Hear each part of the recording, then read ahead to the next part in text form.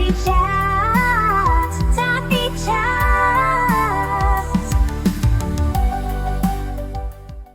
Hi, I'm Miss Alex. Welcome to Tappy Chats. And this week we are delving into one of my favorite pet topics. Get it? We're talking about dogs. So, dogs. I've got dogs and I've got kids. And introducing the twain is often quite interesting. They're all my babies, but it's really important. I think a lot of parents and carers out there have dogs, or dogs come first and then come children, or children come and then you go, oh, wouldn't it be nice to have a dog they can grow up with? And it's absolutely lovely, but not always as straightforward as we think. So I thought, way, this is one of my favorite topics, and I know just the gal to talk to about it. My guest today is Amey. Amey runs Amey Dog Services. She is a dog trainer into dog behavior, if there, yeah, Yeah, behaviorist. Is that yeah, correct? Yeah, sort of. And she's also my dog walker. So yay. Yay for Amey all and the round. crew, keeping my mad Dalmatian entertained on a weekly walk. So Amey, hi, welcome to Tappy Chats. Hello. Hello, all Yeah, the way well, from it's nice to be Portugal. here. Thank you. No, it's good. It's a nice topic to talk about and very Yeah. important and very overlooked. Yeah, In many cases. massively. Often, I'm walking in the park and it's remarkable the number of prams I see with dogs as well, and you're Uh-huh. walking the both and I think, yeah, this is quite a combination, isn't it? And I then think often like with that, yeah, go for some it. people make it look really easy. I don't know if Yeah, like some people just get very lucky with their dog yeah, and then but the problem is that other people then see that and are like, "Oh yeah, that looks great. That looks very yeah, easy." And they don't look at potentially how much time that's taken, how old the dog is, what's yeah, gone into like the actual dog's personality themselves. And then, they try and yeah. get like a cocker spaniel to be raised with a baby and then try and walk them with a pram and then wonder why it doesn't work. Yeah, it didn't work. Look, we had a pram and a Dalmatian, a very Yeah. strong, very excitable Dalmatian, and Yeah. yeah, it was a lot. And getting a dog itself is like going through the newborn stage all Yeah, over again. You're yeah. up with a baby. They may grow up a lot quicker, but oh my goodness, there is Mm. a lot to deep dive into this. That this could be a really long podcast, but we're going to focus mainly. Well, we'll start and we'll see where we get to. Yeah, But I think it's really interesting. There's a lot of people that hopefully are listening or maybe watching this podcast that are expecting a baby or have a young family with yeah, a small child.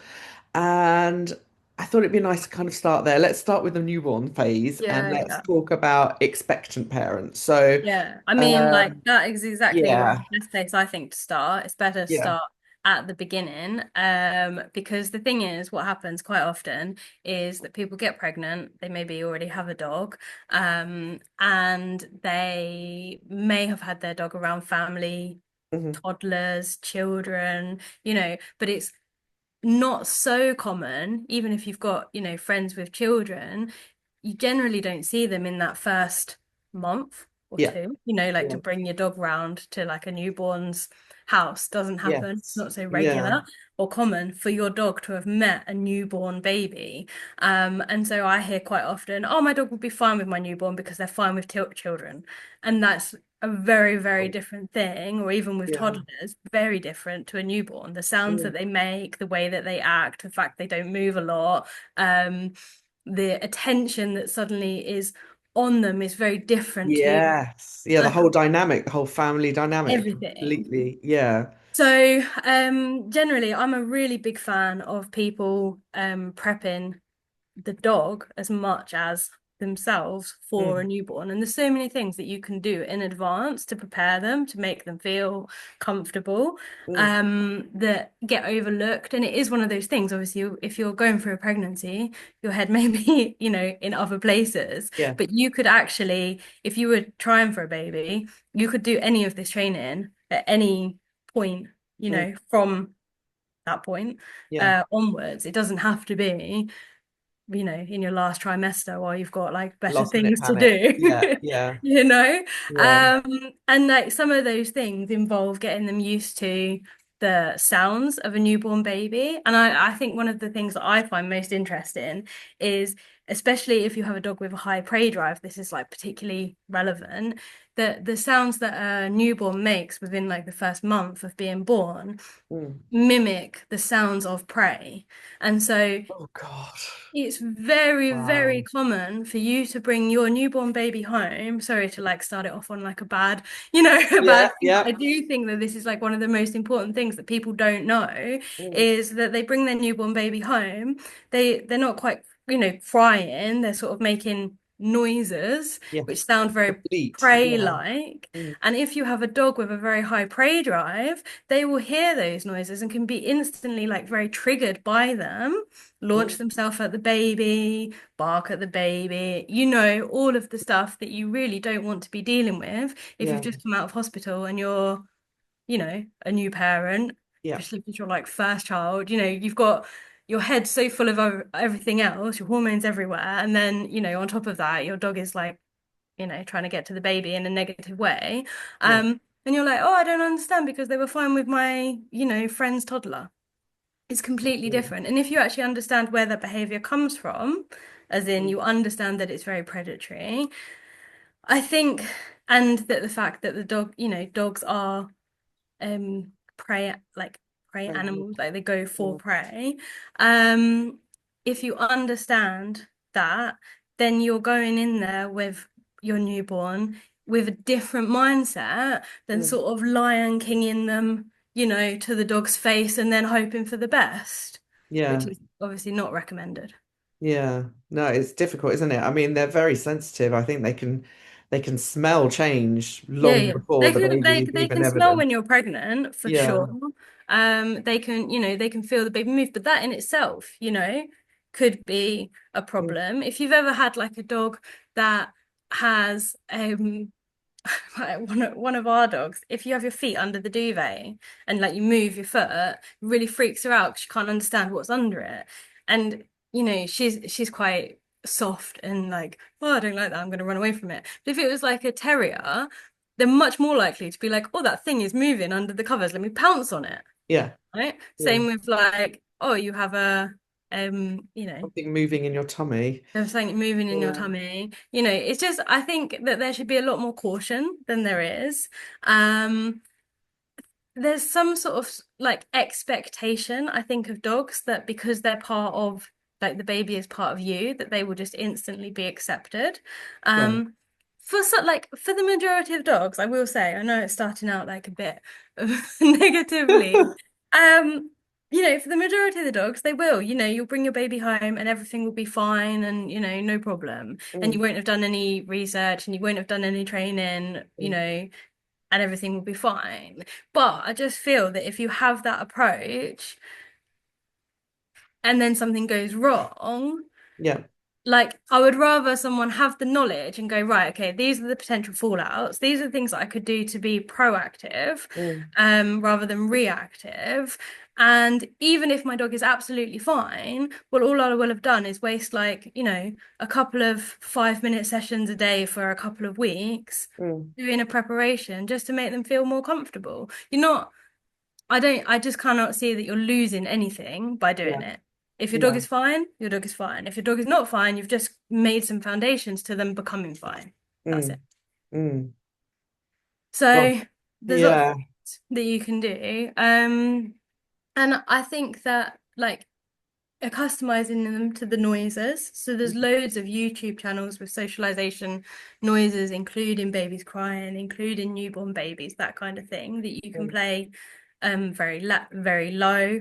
I almost said Yeah. loud. Very low and get them acclimatized to it. You want their behavior to be like they flick their ear and they're aware that something is a noise is there, Yeah. but there's no external freak out or attention. You don't want them to be tilting their head and really, Mm. forward and investigating. You just want them to be like, oh, there's a sound. Oh well. And Yeah. that's the behavior you want. The other thing is, if you were to do any of this training and you see that they are overly interested, then that's going to give you some planning to be prepared for having the baby and Yeah. knowing, okay, cool, I've done this 5 minutes of training. I've seen that potentially there could be a problem. Let me do some more, you know? Yeah. So that's the first step. Yeah. Second step that I think people don't talk about or think about is the fact that you're a lot of the time going to have the baby attached to you, like obviously, especially if you're the mother. Um, and that in itself both handicaps you as Mm. like a person, like putting their lead on, for example. How often do you like, grab their collar or their harness and then with the other hand attach the lead? Yeah. Do you Yeah. know, like very Yeah. simple things that you don't think about, but the the way that you say you've got a smaller dog, for example, and you're bending over the dog, and you're suddenly now going to have an extra thing Hmm. coming towards the dog and bending over, and it's obviously like a human being that makes noises and can grab and you Mm. know Yeah. so there's like things that you can like with some dogs where I've done training with the clients where we thought that there would be an issue like potentially we've Yeah. used like a toy baby and got the dog to be used to the owner doing everything holding Holding the baby. the baby. And Yeah. it just becomes a normal thing, and they ignore the baby, and it's not, it's never a Mm. toy or anything for them. You just want them to have complete, like, ignoring and Mm. like, sort of no reaction, nor like positive nor negative. You don't want them to Yeah. be overly interested. You just want them to be very neutral Yeah. and Because do it's that. it's hard, isn't it? It's hard to give them as much attention during that period because you're literally flat out trying to Yeah. keep a baby human alive, and they will sense that, Yeah. their time with you is restricted, their walks might be limited. Yep. And Um, like in terms of like all of their exercise and their walks being limited, like obviously you have options. You can either hire a dog walker, but in which yeah. case I would do that before the baby comes because you don't want to be having a baby, the dog is going through that change, then they're being handed to someone they don't know, having to meet a lot of dogs they don't know. Like it's just quite A lot it's of too pain. much. If they already have that relationship established, Mm. and then you can say, actually, can you take them however many days a week? It gives you a break and it gives them the mental stimulation and exercise and everything. Great. If you're unable to do that and you can't afford a dog walker or whatever, um, then I would start reducing their exercise before you give birth. Mm. Absolutely. Because if you have a dog that is used to having like 2 walks a day of like, an hour and a half each, and then it goes from that to, oh, you have the baby and suddenly they get nothing, obviously they're going to have a reaction to that. Whereas if you go, right, you're going to have an hour and a half and an hour.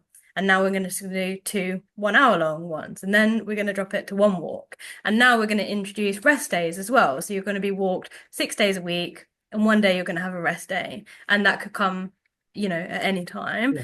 They're going to be much more comfortable and happier with that routine than if you just suddenly go, right, this is how it's working. Mm. Um, and I think that that's really beneficial. You need to make sure that their needs are being met in some other ways. Yeah. So maybe you increase, the training or the enrichment or stuff, but you can do that at home and it's quite simple. But there's nothing wrong with your dog having a rest day Mm. at all.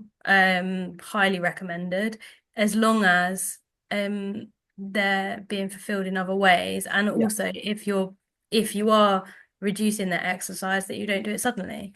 Mm. 'Cause Gosh. that's Yes, no, that does make a lot of sense actually. I remember as well, just like the physical changes to the house. So, you're putting a nursery up, you're bringing new furniture in, there's a pram that's never been Mhm. there before, and it was Yeah. just about for us because we had an existing dog. We Hmm. did it both ways. So we introduced a baby to a dog and then we introduced a puppy to an existing family. So yeah, both equally hard in different ways. But I Yeah. remember Roxy, our elder dog, being really kind of curious about having to walk along with wheels and Yeah. then, understanding that this room wasn't just somewhere she could go into anymore. It was a space Yeah. that we were keeping her out of. Yeah. Um, There's yeah. all of those like considerations as well as like if your dog sleeps on the bed with you, which, Mm. so often if you don't have a family, let's face it, people in their like late 20s, early 30s have got a dog because they can't afford to have a child, whatever. And Yeah. then the dog becomes their baby for Their quite a baby. while. They Yeah. sleep in bed with them. They're very well pampered and looked after. Going from that to then having a baby and deciding, like, beforehand, you're going to know whether you want your baby to be like sleeping in bed with you, if you're going to be co-sleeping, or whether you're going to have your like the crib in the bedroom, or whatever setup you're going to have. Mm. More than likely you're going to have some idea of what you're going to do beforehand. If your dog is sleeping in bed with you, you are unlikely to want, especially at the beginning, your newborn baby and your dog in bed with you. Yeah. In which case, that's got to be something that you train beforehand. I mean, imagine, like, if I was a dog and you've Yeah. brought a new member of the family home, and then and you've got to adjust to that, and then also you're being kicked out of your bed, which is nice and warm with your people that like smell like there's a lot of dogs that sleep in bed with owners. It's Mm. more than just like, oh, the bed is comfy, right? It's like Yeah. it's the warmth of the The human, contact, it's the isn't it? Yeah. smell of the, like, you're literally engulfed. Like those dogs, so you see that a lot, and cats, where they when like the owners go, they like go out or whatever, they find a piece of clothing or socks, whatever, that smells of the owner, and that's what they Yeah. have to like feel close. It's that contact that they need and they love. And so going from that to be like, okay, now you need to sleep in the kitchen that's cold, that doesn't have the heating on at night, Yeah. and all of these factors, dogs feel the most secure and the happiest where it's warmest. Mhm. So if you're going from that, obviously, to somewhere that's like cold and isolated, Yeah. that's going to be a big thing. I'm not saying don't do it. I'm just saying prepare in advance if you are going to do that. Firstly, I would like still suggest finding like the second warmest place, or the second place where they are most settled, because if you have a open plan house and you're always in the kitchen and the dog always settles there, no problem. Yeah. But if you're normally kicking them out of the kitchen because it's a busy household and you're busy and whatever, and then all of a sudden they've never slept there, they've never settled there or been comfortable, and now you're like, right, this is your space all of Yeah. a sudden. Again, it's a really big change Hmm. that, along with the other big changes that they're witnessing. Yeah.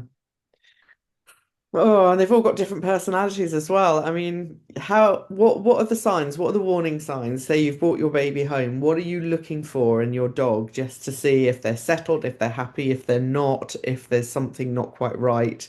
What little body language or tells can Well, you? I think the first thing is that when you bring your baby home, the best way to form a good relationship with your like between your baby and your dog is to do it slowly.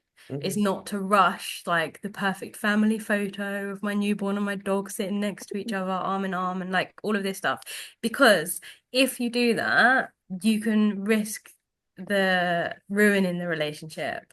And it's just like, it just is such a risk. Like I would just, I mean, maybe it's just because I work within the industry, and I see what goes wrong. And it's not just about what's reported on the news. There's like many things that are not reported on the news, right? Mm. It's a bigger problem, I think, than people think.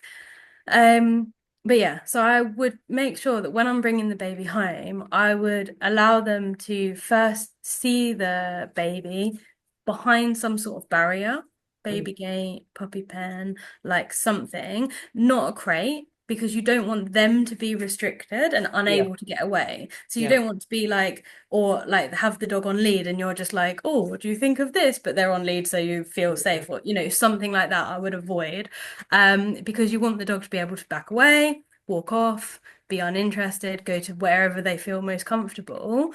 And in an ideal world, you would have like a baby gate, you would be on the floor with the baby, like, in your arms or in the car seat, or, whatever. And you would have the dog approach, Mm. um, not super close. They have very good sense of smell. You don't have to shove Yeah. your baby into their face for them to be able to understand and to take it in. And I would have some safe space, and I would allow them to see, allow them to sniff, allow them to check out, but I would not make it a big thing. I would Mm. make it, I'm sitting here, I have a baby, you're on the other side, allow, you to say hello to the dog and everything be, fine. And then ideally the dog's like, cool, that's boring, you're not doing anything. Bit weird that you're sitting on the floor, but okay. If you don't normally sit on the Yeah. floor, and just like move on with their life. And I would probably keep that separation for a couple of days at least, Yeah. depending on the behavior. There's no need to rush the early steps. If my dog is showing absolutely zero interest, care of the baby, Mm. but still has some awareness, i.e., like they're not just going to jump on the sofa on the baby, Yeah. on Yeah. me holding the baby. It's like something like this. And these are also things that you can teach Mm. beforehand, FYI. Um, if you have dogs that do that, if I have that feeling that they're sort of, oh, there's this thing here, not really sure about it, just going to go and sit on the other side of you, or Mm. whatever, then it's fine for them to be around. Do you find that sometimes dogs like almost take it too well, that they become really overprotective? They're like guarding the baby for you, or um particularly if you're out and about, it becomes like a like very, yeah. yeah, I've dealt with a lot of these cases. Mm. Normally the dogs, in a lot of these cases, there's been no pre-planning.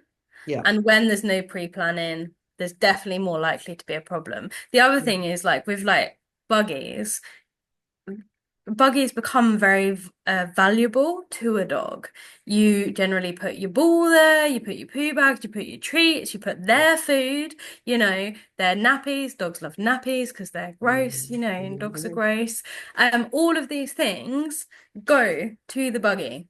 And then obviously the baby's also become quite valuable during this time because it's a thing that takes up your attention. Yeah. And so because it takes so much of your they take so much of your attention, um, it becomes sort of like uh, you know, I don't know, like jealousy potentially, but I don't like to use, I think jealous, like using thing like Human emotions like emotions. Yeah. jealousy, Yeah.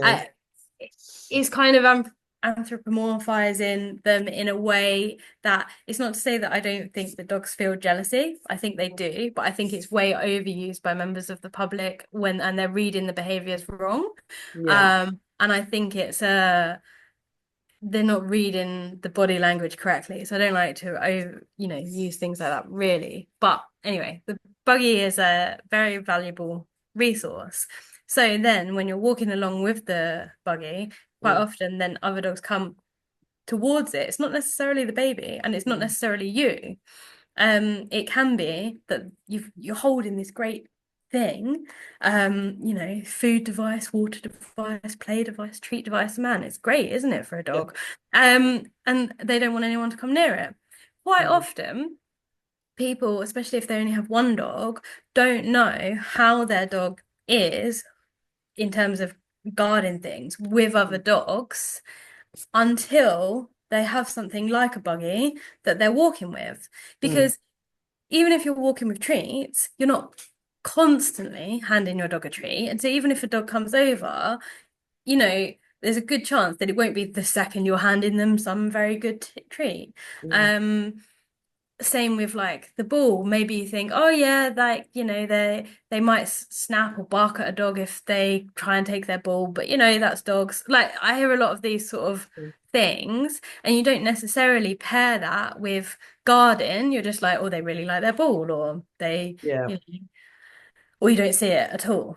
And Mm. so, especially if you haven't had a dog walk or your dog's not walked in a group, obviously if they're walked in a group, you've got much more clear idea of how they are with Yeah. groups of dogs and things like that. But yeah, so in terms of that, I think quite often it's more the buggy.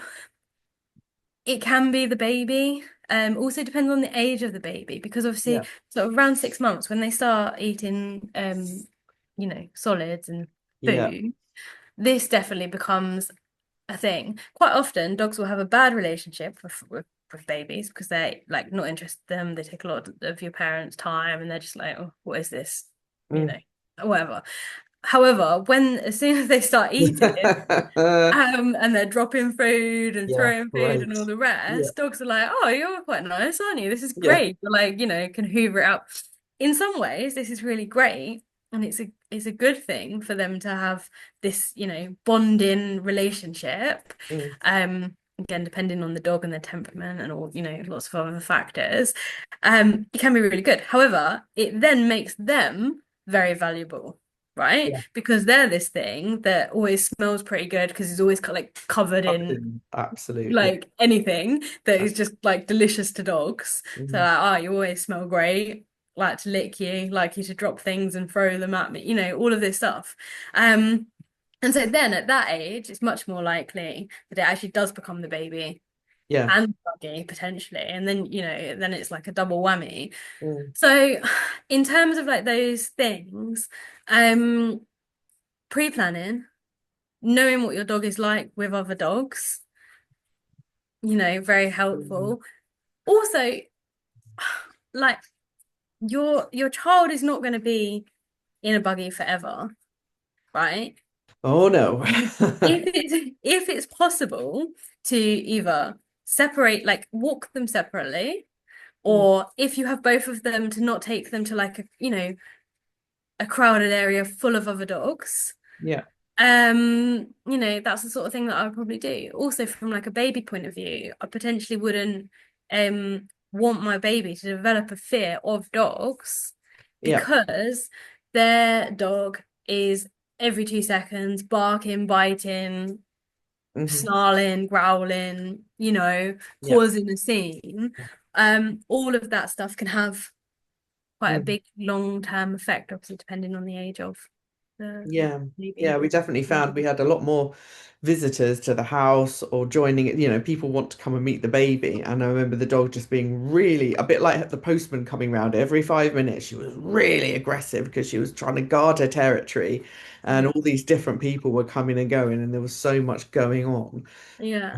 I Um, think like it also depends, like quite often that's one of the busiest times. It depends, like again, it depends what you're like as a family and a household. But you mm, don't necessarily have people at your mm, door every 2 seconds, yeah, right? yeah, Maybe you have like quite a chilled out lifestyle and you don't have, friends and family dropping in every 2 seconds. If you've yeah, gone from that to all of a sudden there's like everyone round, one of our dogs, like one of my personal dogs, suffers really badly with like sleep. I don't know how to, like, he needs a lot of sleep constantly. If we have a really busy family day where everyone's here, the next day we don't do anything with him. He gets like no exercise, no stimulation, nothing. He just gets rest, and yeah, he needs it. If he doesn't get that, so for example, if we had people come in day in, day out, day in, day out, he would become very reactive towards those people. He would have just yeah, had enough. He'd be like, why are you here? What are you doing? Please go away and let me sleep. yeah, Because he doesn't settle properly when other people are around. So, you know, a lot of it is knowing your dog. If you have a newborn and then you get a puppy, obviously that is difficult yeah, because you don't know the puppy. yeah, In some ways it's easier because, they're young, they're malleable, they're yeah, kind of just slot in and deal well. Interestingly, the clients, I I have a lot more clients without children that have more sort of confidence issues within their dogs than yeah. I do if they have Interesting. children. Yeah, And it's like, I would say it's like 90% don't have children if they have a dog with confidence issues. It's yeah. really high. And that's like over 10 years. It's Mm, such a stark difference. I mm, very rarely see a busy household with like a couple of kids and parents, and then the dog is like terrified of the world. That just yeah, doesn't really happen. Obviously, if they were a rescue or, came from a traumatic background or something, fair enough. But general puppies that have come from like a nice breeder, come into a house, a busy mm, household, grow up like yeah. strong.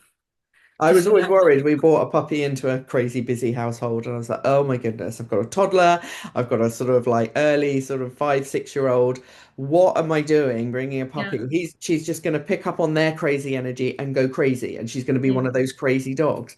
But yeah. actually, I No, don't she's know very how. It was chilled. hell for a bit, but yeah, she has just adapted to them and Yeah, them to her, and they can wind each other up occasionally, but she will take anything. And our toddler at the moment is the next phase post newborn, the toddler phase, which is a whole other phase for dogs yeah, to deal with the tail pulling and the jumping on and the hitting, yeah, and for sure. he's really really hands on, and we're lucky that she just takes it. I wish she Yeah, would tell him off every now and again, just growl at him so he knows it's wrong. But she yeah, absolutely takes it and just lets him get away with murder.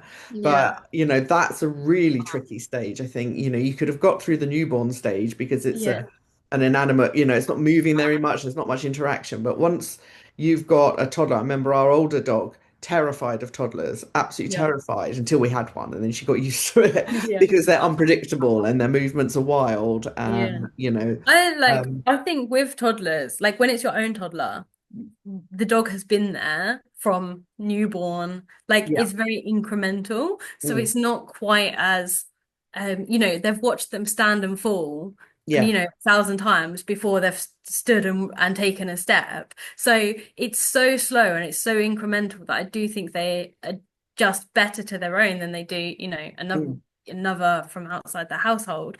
Mm. Um, but it is definitely a phase. But again, there's loads of things that you can do during the newborn stage that for with your baby Right. that can prepare them as they enter toddlers. So you can teach them to only touch a dog with an open hand, rather than grabbing. Yeah. Like, so you can, or Yeah. any animal, it's not actually, strictly two Mm. dogs. There's a dog trainer called Jo Rosie Haffenden who did some stuff with her child where she like clicker trained her child. Um, Amazing. yeah, which is great. To have like, to have an open hand, to not grab like she's like similar sort of dogs to ours, very like high energy and Mm. hard. And not overly suitable for family life and children and all that. So, but she taught the child a lot of the stuff with a dog when it comes to them like grabbing their tail, grabbing their ears, all of this stuff, grabbing them full stop. I do think if it's taught early enough, like Mm. from the very beginning, you can like help and negate a lot of the issues. Mm. It does happen, children are children, but I don't feel that it should be the dog's Yeah. responsibility to tell the child off. You can't negotiate with the dog. Oh, if you can just like growl a little bit, but like Mm. don't bite them, or Yeah. it like Yeah. or like, it just doesn't work. You can't Mm. have that conversation. They can't understand it. And also like you don't want them to be put off, like the dog to be put off of children Yeah. because your children are going to have other children round to the house, so they're going to want friends and whatever. So Mm. if you're having a dog growing up with a toddler and they're entering that phase and it's becoming negative, if it continues to become negative, then they're going to have a problem with their friends coming around, and Yeah. it just expands and Yeah. expands, and it just makes your life miserable because there's too much to negotiate. And Mm. it's again one of those things where if you do some stuff early on, you're negating problems in the future. The Mm. amount of time that it would take you to do some of that training or like learn some of those skills is so small compared to the number of hours you would need to work on them to reverse those Mm. problems. Yeah. It's way, way Mm. easier with dogs. Like I know it's not in humans' nature generally to be proactive. Everyone's always reactive to things. Yeah. Um, Definitely. but it is one of my Mm. bugbears of dog training because there's just so many things that it's like, well, if you did this when earlier, like you wouldn't have any of these issues. Mm. your Yeah. life would be easier. You would be paying me less money because like, do you know what I mean? Yeah. Like all round is beneficial to be like proactive rather Mm, than reactive. Because if you do some puppy training, let's say you've spent like, I don't know, £400 or £500 versus like thousands if you're sorting a correct. behavioral issue. Yeah. You Yeah. know, from that point of view, and then so that's like financial point of view, and then the time point of view, it like you can for dogs to change their emotional state of mind in response to things can be Mm, years. It's not, you know, you do this for a couple of weeks and then they'll be fine. It's not mm, like that. People want quick fixes, but there are no quick fixes. You can't wave a magic wand and be like, okay, now dog, you have to instantly be fine with all of these things. You know, yeah. it doesn't work like Yeah. that. Where, but at the beginning, when they're very neutral and they have no like opinion either way, it's Mm, very easy to be like, look how great these things are. And the dog would be yeah. like, yeah, this is all great. Cool. Easy. Yeah. You I know? remember walking the puppy around, exposing her to traffic and fireworks and, baths and anything just horrendous just to get her completely used It's to like, you life. know, I think it's Yeah. great. And living in London, you it's one of the like luckier things about being Mm, in London and in a city surrounded by so many different things, people, sounds, textures, just everything, smells. yeah. There's so many um things in general that Mm, they so are stimulating. acclimatized to kind of without you putting in any effort. If you know, if you live in the middle of nowhere, you have to actively go and find all of these things, or you are very likely to have a dog that isn't as, you know, Mm, environmentally robust. Um, yeah. yeah. See, our toddler now, because he's grown up with our dog, and they have a wonderful relationship, and it makes you sit back and go, oh yeah, love the idea. He's very confident with dogs now, overly confident. So Yeah. he will run up to any dog and feel Uh-huh. that they're exactly the same as his dog, Mhm. which is another lesson in training that I'm doing with him. But Mhm. equally that can backfire. I'm trying to teach him, you have to wait, you have to ask to approach another dog, trying to teach him some caution. But Mhm. there is a lot that parents who don't own dogs can do to Mhm. help their children not be afraid and to Mhm. approach a dog properly when they're out in the park or, out and about, because dogs definitely in London are part of life and they're Yeah. everywhere. And every time it amazes me still when I'm walking Dieter that there will be a family, sometimes adults as well, that are terrified of dog. The arms go up and they start screaming. So then she gets excited, and Yeah. I feel like even if you don't have a dog and you're never considering getting a dog, it's worth doing a little bit of sort of training with your children. Yeah, sure. If that, Absolutely. Like you know, 100%. yeah. I really think this. I had a lady once come up to me in the park. She was really sweet. And she said, "Oh, hi. I just wondered if I could touch one of your dogs, if you wouldn't mind picking them up. I had quite a few small dogs. If you wouldn't mind picking them up and let me touch them. I'm really terrified of dogs.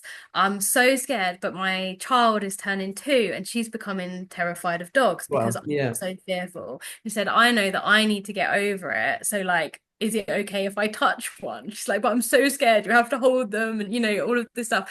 And I just felt like it's such a nice attitude for someone to actually like be wanting to come forward and conquer the fear and whatever. So picked up one of them, like holding him sort of with his head towards me, like, "It's all right, you can just touch his side." It's really nervous, like a real mm, genuine fear. yeah, yeah, Um, and like she did it, so happy with herself. She's getting a friend to take photos of her touching the dog. She's like very excited about it. But I thought, you know what? Like this is great, and I would much rather people approach me. Firstly, yeah, ask rather than just sort of like always, booking yeah, in.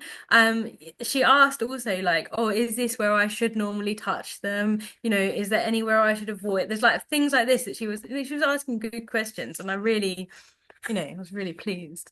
yeah, I just thought that's a really good approach. If you are fearful of dogs, I think that's really good. I mm, also think like if you're fearful of dogs, just like if you spend some time watching them or learning about them, mm, it would like help, because I Mm, think quite a lot of fear comes from a lack of education, like mm, in them.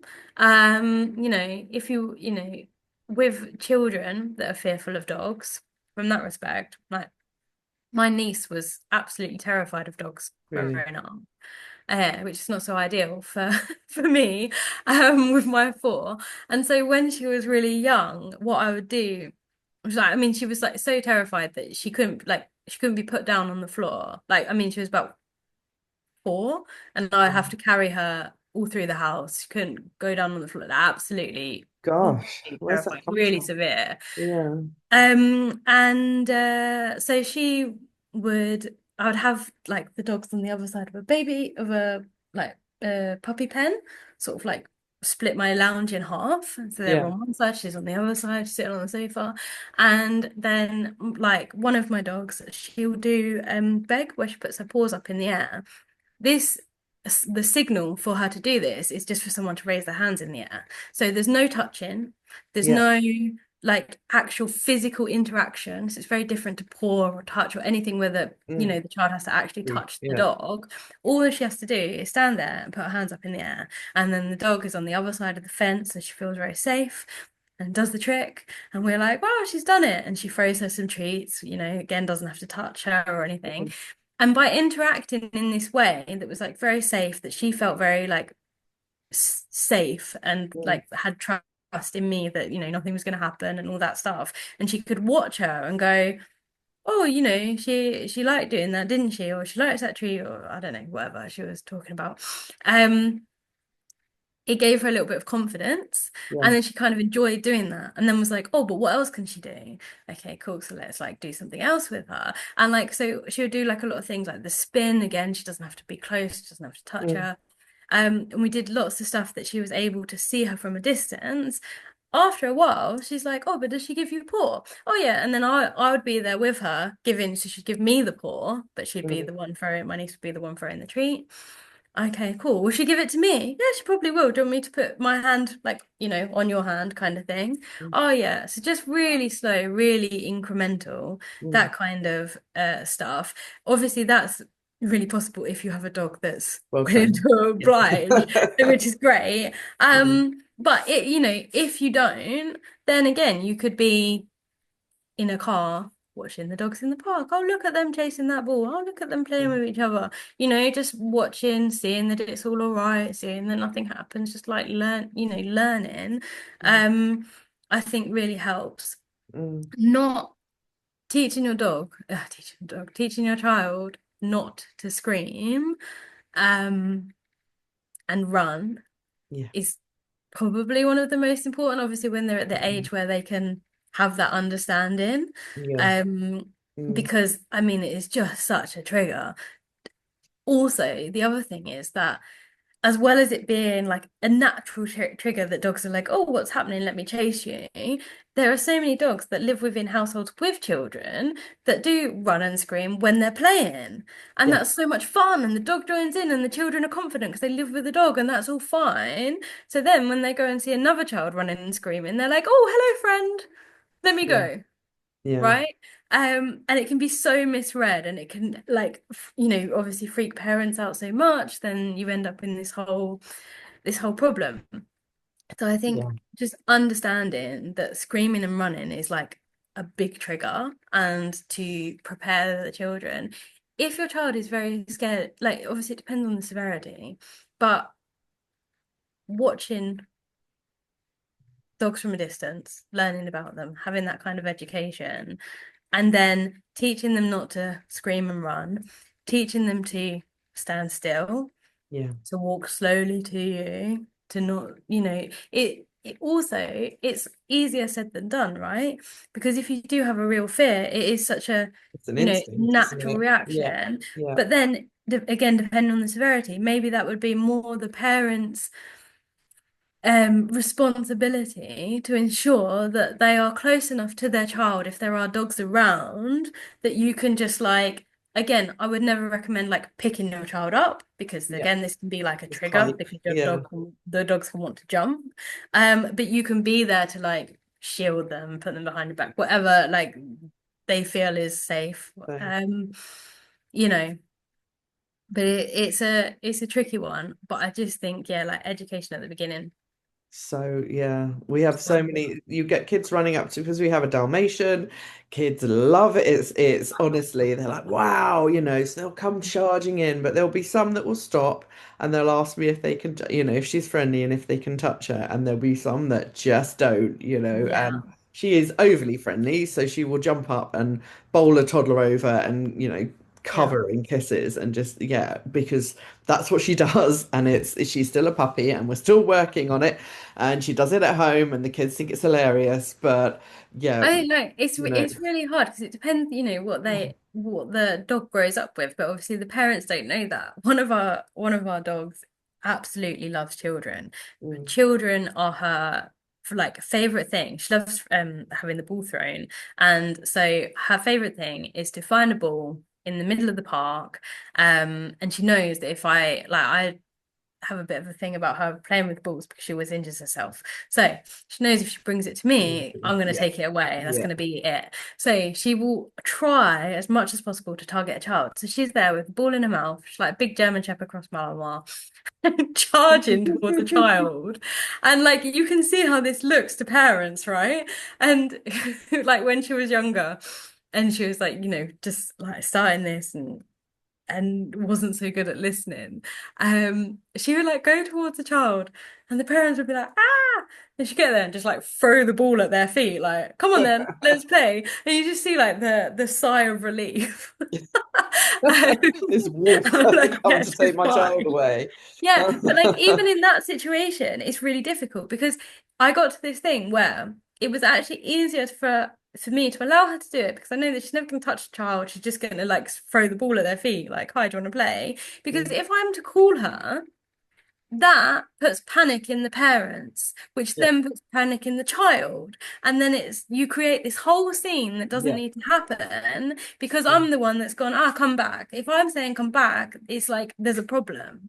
Yes, now that's what I So do all the time. I'm seeing ahead and going, oh, that's going to be a problem, yeah. calling her back, and then everyone's like, oh, she must be an Yeah. aggressive dog. I said, no, not really. So it's like it's a Yeah. real, there's like a grey area there of Mm, sort of gauging the person in front of you, the parents in front of you, the yeah, child in front of you. Obviously, if the child looked absolutely terrified and the parents looked terrified, then, I would call it back and then be like, it's fine, but you obviously look terrified and that's, yeah. whatever.